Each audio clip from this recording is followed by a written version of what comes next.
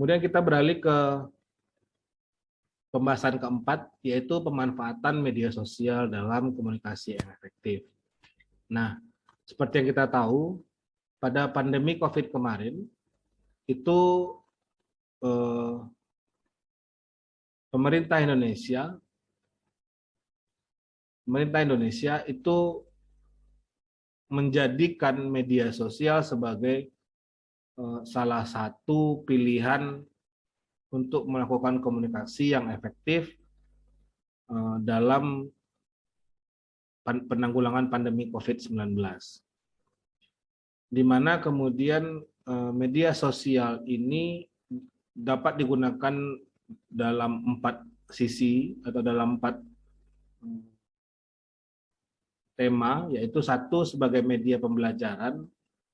Jadi banyak sekali kita tahu juga penggunaan Zoom atau aplikasi ruang guru misalnya sebagai media kegiatan belajar mengajar, juga untuk kuliah dan seminar-seminar. Nah,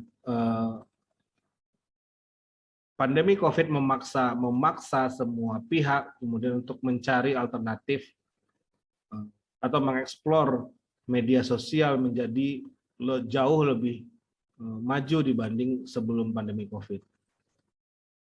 Nah, kegiatan belajar mengajar di sini juga menjadi jauh lebih maju gitu. Sebenarnya sudah ada sih, kita sudah tahu ada Skype sebelumnya, namun kan tidak digunakan secara masif sebagai media pembelajaran. Nah, ketika terjadi pandemi COVID, media sosial seperti Zoom, guru itu juga kemudian masif digunakan dan kita menjadi terbiasa dengan itu. Kemudian yang kedua, media pertemuan. Nah, juga selama pandemi media sosial menjadi pilihan untuk kegiatan rapat dan pertemuan perusahaan ataupun instansi. Banyak yang media sosialnya, ada Google Meet, ada kemudian Zoom Meeting, ada kemudian Skype dan yang lain-lain gitu. Itu kemudian menjadi sebuah media resmi atau menjadi sebuah wadah resmi pelaksanaan pertemuan meeting yang itu juga membahas tentang kebijakan publik, misalnya memutuskan sebuah kebijakan publik dan secara peraturan keuangan pun itu kemudian diakomodir di dalam SBM. Ada yang narasumber Zoom meeting atau narasumber pertemuan melalui Zoom berapa honornya dan segala macam itu sampai diatur oleh Kementerian Keuangan. Nah, ini membuktikan bahwasanya pada pandemi COVID, media sosial menjadi salah satu pilihan komunikasi yang efektif. Kemudian juga ada media hiburan yang digunakan oleh para artis dan seniman. Banyak bisa lihat ada yang live concert di Instagram, misalnya live concert di Zoom atau live concert di YouTube dan segala macam.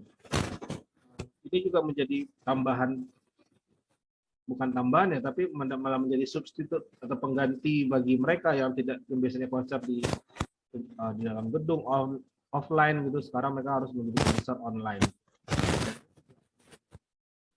Jalan dan cara bagi mereka. Kemudian yang keempat juga menjadi media administrasi. Nah, kita lihat selama pandemi, media sosial itu juga menjadi pilihan untuk melakukan kegiatan administrasi dan kebijakan COVID disampaikan lewat Twitter, lewat YouTube, lewat Instagram, juga banyaklah, semua media sosial itu menjadi pilihannya. Pemerintah menyampaikan informasi tentang COVID. Kemudian juga pengurusan administrasi di keuangan, administrasi pertanahan, juga muncul ini, itu.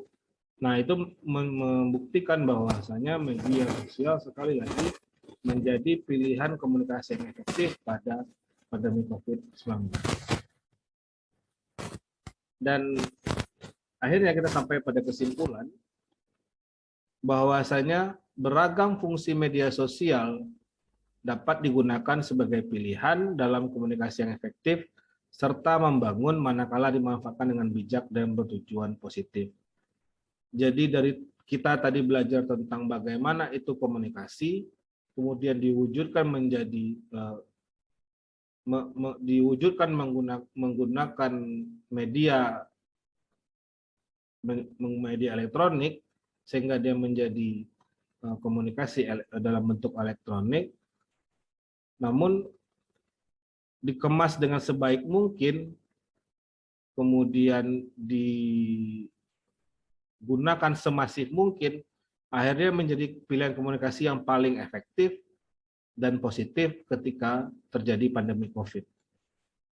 Kemudian saran saya, untuk mencapai komunikasi efektif di media sosial, sebaiknya menggunakan bahasa yang baik, sopan, dan mudah dimengerti sesuai dengan prinsip komunikasi tadi.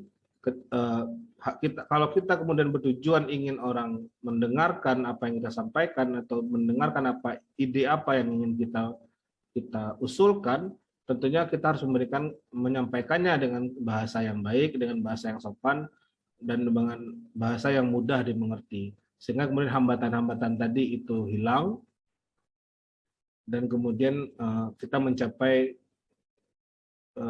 maksud dan tujuan yang diinginkan. Akhirnya saya ucapkan terima kasih atas kesempatannya. Sampai di sini kemudian presentasi saya tentang komunikasi efektif dan pemanfaatan media sosial pada mata kuliah Total Quality Service Magister Bahasa Publik Universitas Lambung Mangkurat angkatan 34. Wabillahi taufik walhidayah. Wassalamualaikum warahmatullahi wabarakatuh. Banyak maaf. Sampai ketemu lagi.